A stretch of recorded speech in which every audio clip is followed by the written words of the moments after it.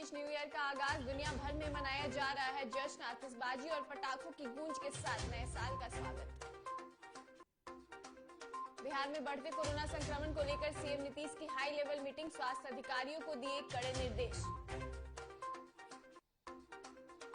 नेता प्रतिपक्ष तेजस्वी यादव ने सीएम नीतीश से पूछा सवाल, कहा विकास का दावा करने के बावजूद भी क्यों फिसड्डी है बिहार। माता वैष्णो देवी भवन में मची भगदड़, अब तक 2 महिलाओं सहित 12 श्रद्धालुओं की मौत, प्रधानमंत्री ने घटना पर जताया दुख। नमस्कार, आप देख रहे हैं डीटीवी भारत और मैं हूं आपके साथ एकता। डीटीवी परिवार की ओर से आप सभी को नव वर्ष की ढेरों सारी शुभकामनाएं। डीटीवी भारत आप सभी से अपील करता है कि आप सब सतर्क रहें, सुरक्षित रहें और कोरोना गाइडलाइंस का पालन करें। करीब 2 साल बाद कोविड-19 महामारी के नए साल से गुजरने के बाद 2022 की शुरुआत भी इसके नए वेरिएंट ओमिक्रॉन के बढ़ते मामले के बीच हुई है। फिर भी नई उम्मीदों के साथ दुनिया भर में लोगों ने 2022 का वेलकम किया, जहां देश में जैसे ही घड़ी की सुइयों ने 12 के कांटे को छुआ, वैसे ही पूरे देश में आतिशबाजी और पटाखों की गूंज के साथ नए साल का स्वागत हो गया। वहीं दिल्ली, मुंबई, कोलकाता और चेन्नई समेत देश के कई शहरों में लोग कोरोना काल की सावधानियों के बीच नए साल का जश्न मना रहे हैं। वहीं नव वर्ष की पूर्व संध्या पर लोग मंदिरों और मठों में उमड़ रहे हैं, वहीं जिनमें से ज्यादातर मास्क पहने हुए थे। साथ ही ऐतिहासिक धरोहर भी रोशनी से जगमगा गए हैं।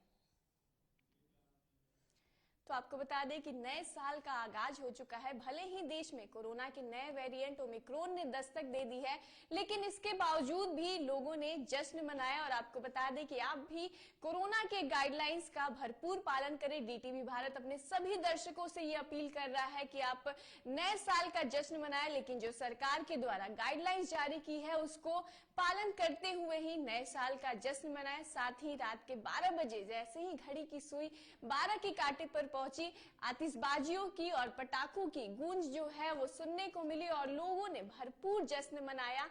आपको बता दें कि पिछले साल भी हमारे देश में कोरोना था, उसके बावजूद भी लोगों ने उस महामारी से लड़ा और कहीं ना कहीं जो है हमने उसमें विजय भी पाया। और इस साल भी पूरी उम्मीद है कि हम कोरोना के नए वेरिएंट ओमिक्रॉन को भी हराकर फिर से जो है अपने देश में खुशी से नए साल का आगमन कर सकते हैं।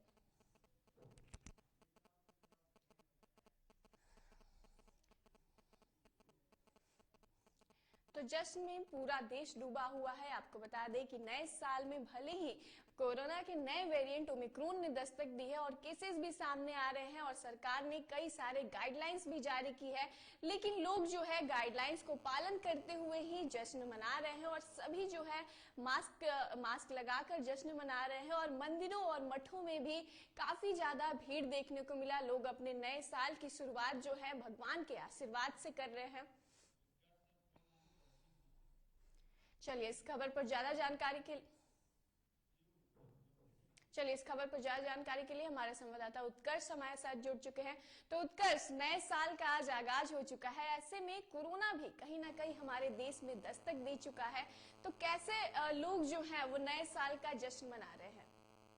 जी बिल्कुल, एक तो देखिए नए साल का आगाज हो गया और ऐसे में कोरोना भी बिहार में काफी तेजी से फैल रहा है। बीते दिन की बात करें, 31 दिसंबर की बात कर ले तो बिहार में कुल 158 केस आए हैं, जो करीब एक हफ्ते में सबसे ज्यादा केस रजिस्टर हुए हैं बिहार में। और यूं अगर पटना की बात करें तो पटना में करीब 105 केस अकेले आए हैं। और बीते दिन ही बिहार के मुख्यमंत्री है नीतीश कुमार, उन्होंने पहले भी कहा था कि इसको लेकर बैठक करेंगे और बिहार में लगातार कोरोना के केस बढ़ रहे हैं तो सबसे बड़ी प्राथमिकता होगी बिहार वासियों को बचाने की और साथ ही साथ कोरोना के डोज को लेकर। देखिए मंगल पांडे ने बीते दिन भी कहा है कि बिहार में 10 करोड़ लोगों को कोरोना का टीका पड़ चुका है, लेकिन उसके बाद भी लोग संक्रमित हो रहे हैं और कहीं ना कहीं अब इसका आंकड़ा बढ़ता जा रहा है। तो कहीं ना कहीं अब ये जो नया साल होगा वो कोरोना की वजह से कहीं ना कहीं अब लोगों को परेशानी जरूर झेलनी पड़ेगी। एकता जी उत्कर्ष, और नए साल पर सरकार ने पहले से ही गाइडलाइंस दे दी है और जितने भी पार्क हैं और जैविक उद्यान हैं उनको भी पहले से बंद कर दिया गया है। जी बिल्कुल, देखिए फिलहाल तो 10 राज्यों में ऐसे भी नाइट कर्फ्यू और जैसी स्थितियां बन गई हैं और अब बिहार कहीं ना कहीं उसी राज्यों में घुसता जा रहा है, जिसको लेकर अब मुख्यमंत्री ने पहले ही 203 दिनों के लिए तमाम औद्योगिक उद्यान और पार्कों को बंद कर दिया था, ताकि भीड़ न हो। और ऐसे जगहों पर कोरोना सबसे ज्यादा फैलता है, सार्वजनिक जगहों पर जब लोग भीड़ इकट्ठा होते हैं तो कहीं ना कहीं अब उसको लेकर भी मुख्यमंत्री सजग हो रहे हैं। और आने वाले दिनों में अगर कोरोना का संक्रमण ज्यादा बढ़ता है तो बिहार में भी नाइट कर्फ्यू या फिर लॉकडाउन जैसी स्थितियां बन जाएंगी। जी चलिए, बहुत बहुत शुक्रिया उत्कर्ष तमाम जानकारी के लिए। तो आपको बता दें कि नए साल में पूरा देश जो है वो जश्न में डूबा हुआ है, लेकिन डीटीवी भारत भी अपने सभी दर्शकों से ये अपील कर रहा है कि आप जश्न मनाएं, लेकिन कोरोना के गाइडलाइंस को मद्देनजर रखते हुए ही जश्न मनाएं। चलिए यहाँ रुक कर लेते हैं एक बड़ी खबर की।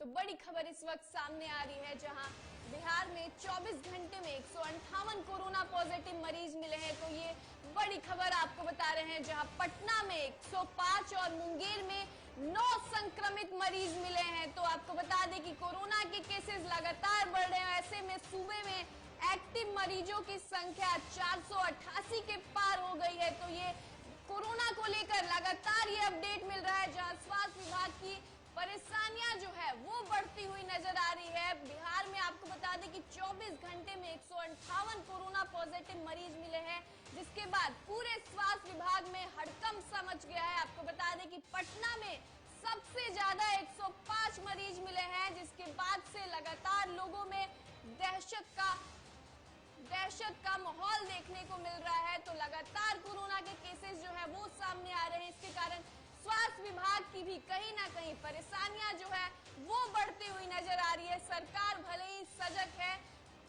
कोरोना को लेकर, लेकिन लगातार कोरोना के केसेस में इजाफा देखने को मिल रहा है। ऐसे में पटना में सबसे ज्यादा केसेस देखने को मिल रहे हैं। आपको बता दें बिहार की राजधानी पटना में 105 केस देखने को मिले हैं, साथ ही मुंगेर में 9 केसेस जो है सामने आ रहे हैं। तो कह सकते हैं कि देश के सभी राज्यों में कोरोना जो है अपना पैर पसारते हुए नजर आ रहा है और लगातार कोरोना के केसेस में इजाफा होते हुए भी दिख रहा है।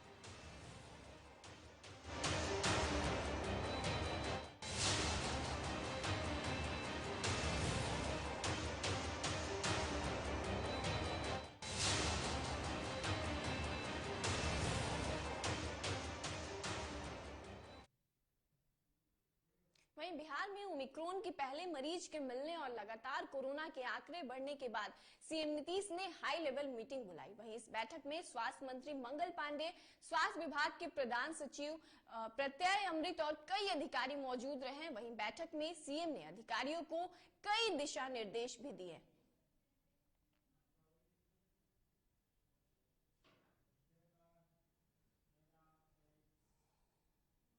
वहीं औरंगाबाद में कोरोना की तीसरी लहर और कोविड के नए स्वरूप ओमिक्रॉन के बढ़ते प्रकोप को देखते हुए मुख्य सचिव बिहार ने राज्य के सभी पार्क और उद्यानों को 31 दिसंबर से लेकर 2 जनवरी तक बंद रखने का आदेश दिया गया है। वहीं मुख्य सचिव के आदेश के बाद सभी पार्क और उद्यानों को बंद कर दिया गया है और इससे संबंधित बैनर पार्क के मुख्य द्वार पर लगाया गया है। और वहीं सरकार के इस आदेश के बाद अपने अपने बच्चों और परिवार के साथ घुमाने के मकसद से आने वाले लोगों को काफी मायूस दिख रहे हैं।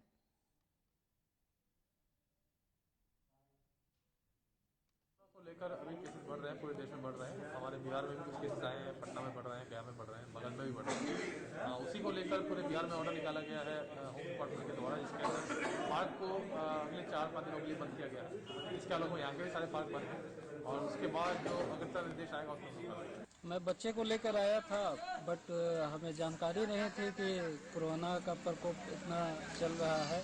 इस वजह से 2 तारीख तक टोटल पार्क बंद है।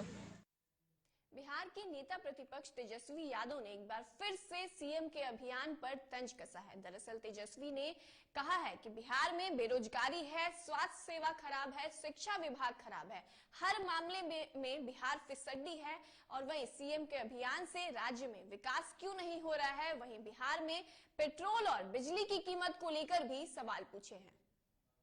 अराजकता जो फैली है, भ्रष्टाचार है, बिहार हर नंबर में फिसड्डी है, बिहार को स्पेशल पैकेज चाहिए, बिहार को स्पेशल राज्य का दर्जा चाहिए।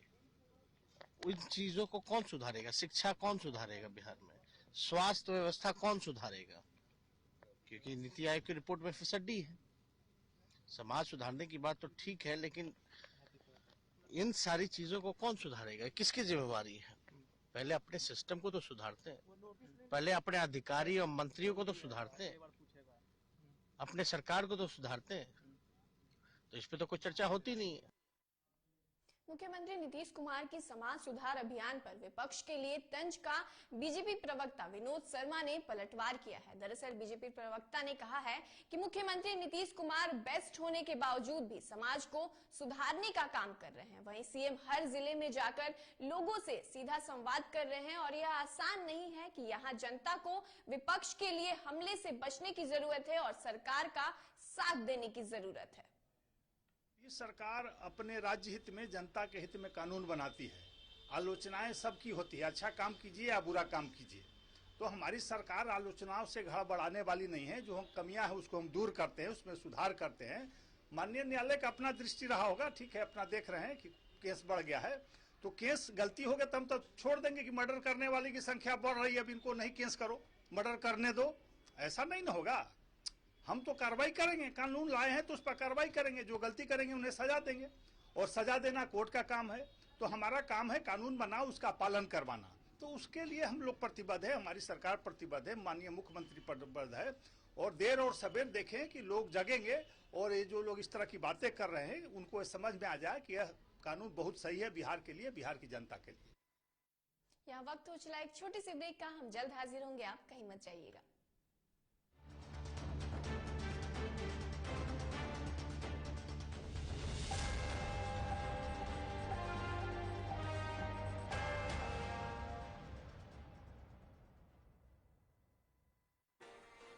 बिहार राज्य खाद्यान्न व्यवसायी संघ की ओर से बिहार के समस्त व्यवसायियों को और आम नागरिकों को हमारी ओर से और संघ की ओर से नव वर्ष की हार्दिक शुभकामना। मैं नवीन कुमार, महामंत्री बिहार राज्य खाद्यान्न व्यवसायी संघ। मैं छोटे मियाँ ग्राम पंचायत राज्य मठिया के सरपंच, मेरे तरफ से मेरे पंचायत वासियों और देशवासियों को नए वर्ष के लिए ढेर सारे शुभकामनाएं।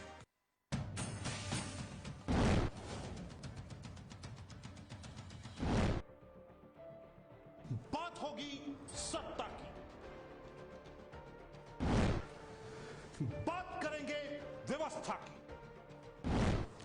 वादे नारे कहां गुम हो गए जनाब? किसान, मजदूर, नौजवान सब हैं परेशान। बेरोजगारी, पलायन आज भी है बरकरार। कहां तो तय था सड़क से लेकर संसद तक उठाएंगे आवाज, लेकिन अब ना हो परेशान, क्योंकि डीटीवी उठाएगा आपकी आवाज।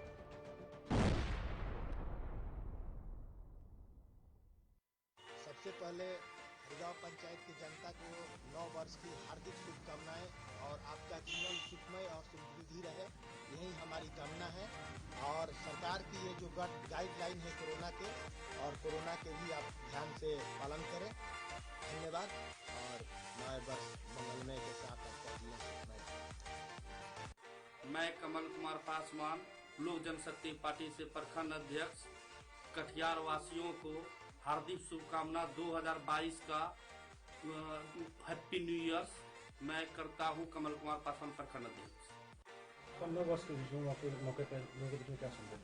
सबसे पहले नमस्कार, मेरा नाम करण कुमार सिंह है, मैं एशिया हॉस्पिटल का सेंटर हेड हूँ। सबसे पहले तो मैं बिहार और पटना वासी को नव वर्ष, बैसाखी और मकर संक्रांति की हार्दिक बधाई देता हूँ। और साथ साथ सभी लोगों से निवेदन करता हूँ कि जो अभी तीसरी लहर ओमिक्रॉन आई है, इसके लिए हम लोगों को डरने की ज़रूरत नहीं है। जो सरकार द्वारा नियम बनाए गए हैं, जो कोरोना गाइडलाइंस है, अभी सबको पता है कि हम लोगों को उचित दूरी का पालन करना चाहिए, हमेशा मास्क पहनना चाहिए और ज़रूरत हो तभी घर से बाहर निकलें। और दूसरी हमारे पास अभी सभी सरकारी और गैर सरकारी जगह से ऑप्शन मिले हैं कि हम वर्क एट होम करें, तो ये बिल्कुल कर सकते हैं। बस यही है कि सुरक्षित रहें तो सभी सुरक्षित हैं। मैं सत्येंद्र कुमार दुबे, कांग्रेस प्रखंड अध्यक्ष नोहटा की ओर से आप सभी देशवासियों, प्रदेशवासियों व जिलावासियों समेत पंचायत वासियों को नव वर्ष 2022 की हार्दिक शुभकामना एवं बधाई देते हुए अपील करना चाहता हूँ कि कोरोना जैसे महामारी में सरकार के द्वारा जो गाइडलाइन आया है उससे हाथ में हाथ मिलाकर, कदम से कदम मिलाकर चलने का प्रयास करें। जय हिंद, जय भारत। मैं विनय कुमार यादव, ग्राम कचहरी सचिव, ग्राम पंचायत राज मठिया। मैं 9 वर्ष की अवसर पर अपने पूरे पंचायत वासियों को हार्दिक शुभकामना देता हूं तथा पूरे देशवासियों को हार्दिक शुभकामना देता हूं। स्वस्थ रहें, कोरोना गाइडलाइन का पालन करते रहें। मैं विमल प्रकाश गुप्ता, रेफरल हॉस्पिटल नोहट्टा के कुष्ठ सहायक के रूप में कार्यरत हूँ और मैं आम लोगों से यह अपील करना चाहता हूँ कि 9 वर्ष के पावन समय आ रहा है, 9 वर्ष अच्छे मंगलमय बीते और उसमें अपने सभी भाई बहन आपस में मिलजुल कर रहें। साथ ही साथ में चूंकि कुष्ठ विभाग से कार्यरत हूँ, मैं ये चाहूँगा कि अपने अपने आसपास में अगर कुष्ठ जैसे व्यक्ति, लाल चकत्ते वाले व्यक्ति, कुष्ठ से विकलांग व्यक्ति अगर दिखे तो उन्हें PSC referral hospital Nohatta, Rohtas PSC, Tilauthu PSC एवं डेहरी पीएससी में अवश्य भेजें ताकि उनकी समुचित चिकित्सा व्यवस्था हो सके। और इसी मंगल कामना के साथ मैं आप सबों को हार्दिक अभिनंदन करता हूं कि आपका 9 वर्ष मंगलमय बीते। मैं इजहार अंसारी, प्रधानाध्यापक, राजकीय मध्य विद्यालय मठिया एवं उच्च माध्यमिक विद्यालय मठिया के कार्यकारी प्रधानाध्यापक 9 वर्ष के अवसर पर पूरे देशवासियों एवं समस्त ग्राम पंचायत मठिया के अभिभावकों और छात्र छात्राओं को 9 वर्ष के हार्दिक शुभकामनाएं देता हूँ। मैं मोहम्मद इसराइल, उप मुखिया ग्राम पंचायत राज केवट निजामत समस्तीपुर, सभी ग्रामवासियों एवं समस्त देशवासियों को 9 वर्ष की हार्दिक शुभकामनाएं देता हूँ। राजद के सभी कार्यकर्ता, नेता और नेता प्रतिपक्ष माननीय तेजस्वी प्रसाद यादव जी की 9 वर्ष की हार्दिक शुभकामनाएं और पूरे बिहार वासियों को 9 वर्ष की हार्दिक शुभकामनाएं। और हम 2022 9 वर्ष में यही हमारी मंगल कामना है कि सभी लोग कोरोना से जैसी महामारी जो रफ्तार बढ़ रही है उससे बचे और कोरोना जैसी बीमारी को दूर भगाए और सभी लोग अपने जीवन सुखमय जिए। यही हमारी 9 वर्ष में मनोकामना है। लोगों को नमस्कार, मैं सुष्मिता कुशवाहा, जदयू प्रदेश सचिव सरदावा पंचायत के मुखिया। तमाम जिला वासियों को और साथ ही साथ तमाम बिहार वासियों को आने वाले नए साल की हार्दिक शुभकामना देती हूँ और उम्मीद करती हूँ कि आप सभी लोगों के लिए ये नया साल काफ़ी मंगलमय हो। पिछले 1.5 साल से जिस महामारी से हम लोग सभी लोग ग्रसित हैं उससे दोबारा सामना ना हो, ईश्वर से यही प्रार्थना होगी। सभी लोगों को बहुत बहुत शुभकामनाएं। मैं छोटे मियाँ ग्राम पंचायत राज मठिया के सरपंच, मेरे तरफ से मेरे पंचायत वासियों और देशवासियों को नए वर्ष के लिए ढेर सारे शुभकामनाएं। बिहार राज्य खाद्यान्न व्यवसायी संघ की ओर से बिहार के समस्त व्यवसायियों को और आम नागरिकों को हमारी ओर से और संघ की ओर से 9 वर्ष की हार्दिक शुभकामना। मैं नवीन कुमार, महामंत्री बिहार राज्य खाद्यान्न व्यवसायी संघ। समस्त देशवासियों, मुंगेर वासियों एवं मीडिया बंधुओं को 9 वर्ष की हार्दिक शुभकामनाएं। मैं थानाध्यक्ष काशिम बाजार मुंगेर। पूरे बाढ़ विधानसभा के सभी मतदाता और सभी भाई बंधुओं को नया साल का मंगलमय हो। साथ ही साथ नवादा पंचायत के सभी मतदाता का मंगलमय हो। नया साल का सभी को शुभकामना मेरे। मैं राजीव कुमार राय, मुखिया ग्राम पंचायत राज केवट निजामत, जिला समस्तीपुर। मैं अपनी ओर से अपने पंचायत वासियों, समस्त देशवासियों को इस 9 वर्ष की ढेर सारी शुभकामनाएं देता हूं। यह 9 वर्ष आपके जीवन में ढेर सारी खुशियां, शांति, समृद्धि लावे, यही ईश्वर से प्रार्थना करता हूँ।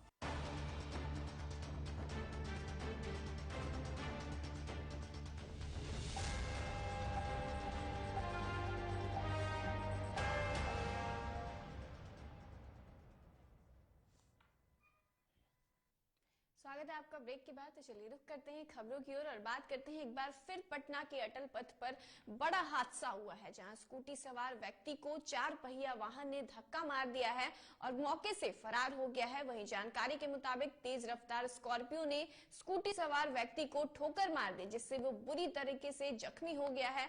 वहीं जख्मी हालत में पेट्रोलिंग टीम ने व्यक्ति को अस्पताल में भर्ती कराया, जहाँ उसका इलाज जारी है।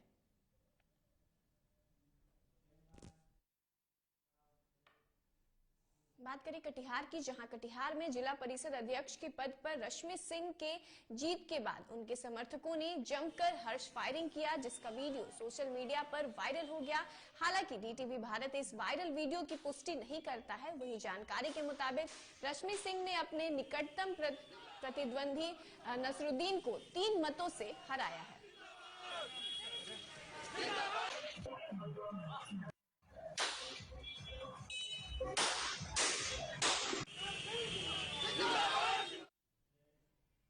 वहीं बिहार के अस्पतालों में मारपीट और हड़ताल के मामले लगातार सामने आ रहे हैं। दरअसल ताजा मामला पटना जिले के बख्तियारपुर का है, जहां मुख्य गेट के पास तैनात सुरक्षाकर्मी और मरीज के परिजनों के बीच कहासुनी हो गई, जिसके बाद लोगों ने सुरक्षाकर्मी के साथ मारपीट कर दिया, जिसको लेकर प्राथमिक स्वास्थ्य केंद्र के सुरक्षाकर्मी, डॉक्टर और मेडिकल स्टाफ ने हड़ताल कर दिया। वहीं इमरजेंसी सेवा को छोड़कर सभी कार्य बाधित है।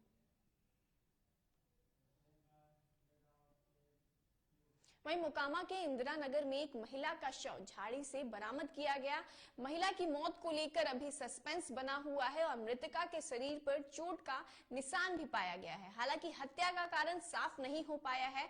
वहीं दूसरी ओर मोकामा पुलिस ने शव को जब्त कर पोस्टमार्टम के लिए भेज दिया है और मामले की जांच में भी जुटी हुई है। वहीं बगहा के रामनगर में 28 वर्षीय युवक ने आंतरिक कलह की वजह से पेट्रोल छिड़ककर आत्मदाह करने का प्रयास किया, जहां युवक गंभीर रूप से जख्मी हो गया। वहीं आग लगाते हुए युवक की तस्वीर सीसीटीवी कैमरे में कैद हो गई।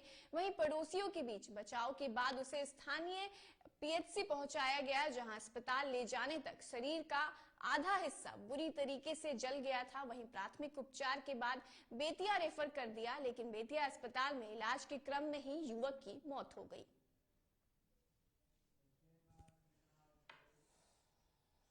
वहीं औरंगाबाद में प्रेम प्रसंग के मामले में प्रेमी ने फांसी लगाकर जान दे दी, जहां घटना नवीनगर ब्लॉक के पास स्थित एक मोहल्ले की है। वहीं जानकारी के अनुसार मृतक बबलू कुमार किसी लड़की से पिछले 2 साल से प्रेम करता था और शादी करने की चाहत रखता था, मगर अपनी प्रेमिका से बात करने के बाद उसने फंदे से लटककर जान दे दी। फिलहाल पुलिस ने शव को कब्जे में लेकर पोस्टमार्टम के लिए भेज दिया है और मामले की जांच में भी जुटी हुई है।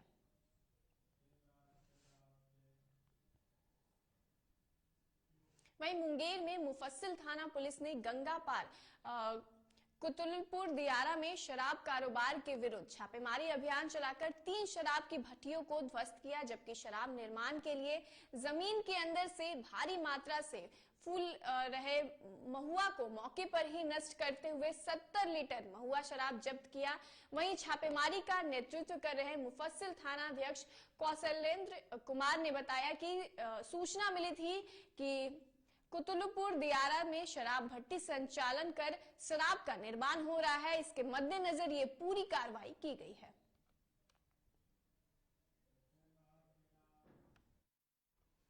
वहीं मुंगेर जिले के हवेली खड़गपुर में एक किराना दुकान की आड़ में धड़ल्ले से खाद की कालाबाजारी कर मोटी रकम उगाही का काम हो रहा था। वहीं स्थानीय लोगों ने इस बात की शिकायत हवेली खड़गपुर के अंचलाधिकारी से की, जिसके बाद सीओ जब किराना दुकान पर पहुंचे तो दुकानदार दुकान बंद कर वहां से फरार हो गया। वहीं जांच में दुकान से भारी मात्रा में खाद बरामद हुआ और फिलहाल प्रखंड कृषि पदाधिकारी ने सारा खाद जब्त कर दुकानदार के खिलाफ थाने में मामला दर्ज कर लिया है। वहीं खाद की किल्लत को लेकर परेशान किसानों ने करगहर मोड़ सासाराम के पास खाद लदा ट्रक को रोककर सड़क जाम करते हुए सरकार के खिलाफ जमकर नारेबाजी की। वहीं जानकारी के मुताबिक करगहर मोड़ सासाराम के पास जीटी रोड को किसानों ने उस वक्त जाम कर दिया जब विस्कोमान सासाराम में घंटों खड़े होने के बाद उन्हें खाद नहीं मिला। वहीं सरकार के खिलाफ आक्रोशित किसानों ने जमकर नारेबाजी भी की। वहीं इस दौरान ट्रैफिक पुलिस भी समझाने पर किसान नहीं माने। आयकर विभाग ने देश भर में 50 जगहों पर छापेमारी की। वहीं इस दौरान समाजवादी पार्टी के एमएलसी और इत्र कारोबारी पुष्पराज जैन पंपी के ठिकानों पर भी आयकर विभाग ने छापा मारा। वहीं इनकम टैक्स की टीम की कार्रवाई कन्नौज, कानपुर, दिल्ली एनसीआर, मुंबई और सूरत समेत कई जगहों पर जारी है, जहां आयकर विभाग की इस कार्रवाई से समाजवादी पार्टी नाराज है। से मैं बातचीत करना चाहता था कि इधर लगातार पिछले कई दिनों से और पिछले महीने से ये सूचनाएं आ रही थी कि समाजवादियों के ऊपर छापे पड़ेंगे। कई बार अखबारों में भी छोटी छोटी बड़ी बड़ी खबरें पढ़ने को मिलती थीं कि समाजवादी लोगों के यहां छापे पड़ेंगे, और इधर 2 हफ्ते से लगातार देख रहे हैं कि समाजवादी पार्टी से जुड़े हुए लोगों के ऊपर छापे पड़ रहे हैं। और दिल्ली से जब भी भारतीय जनता पार्टी का लखनऊ में, यूपी में कार्यक्रम होता है, लगता यह है कि साथ अपने इन विभागों को भी बुलाते हैं, साथ ला करके या निर्देश दे करके उनको यहां लाया जाता है और लगातार छापे पड़ रहे हैं। वहीं जम्मू कश्मीर में नए साल के मौके पर माता वैष्णो देवी भवन में भगदड़ मच गई। वहीं इस हादसे में अब तक 12 लोगों की मौत हो चुकी है। वहीं मरने वालों में 2 महिलाएं भी शामिल हैं। वहीं 20 से ज्यादा लोग घायल बताए जा रहे हैं और फिलहाल राहत और बचाव कार्य लगातार जारी है, जहां स्थानीय प्रशासन द्वारा लगातार घायलों को रेस्क्यू किया जा रहा है। हालांकि घायलों की कुल संख्या के बारे में अभी कोई स्पष्ट जानकारी नहीं मिल सकी है। वहीं इसी बीच प्रधानमंत्री नरेंद्र मोदी ने घटना पर दुख जताते हुए प्रधानमंत्री राष्ट्रीय राहत कोष यानी कि PMNRF से मृतकों को 2 लाख और घायलों को 50,000 रुपए की मुआवजा की भी घोषणा की है।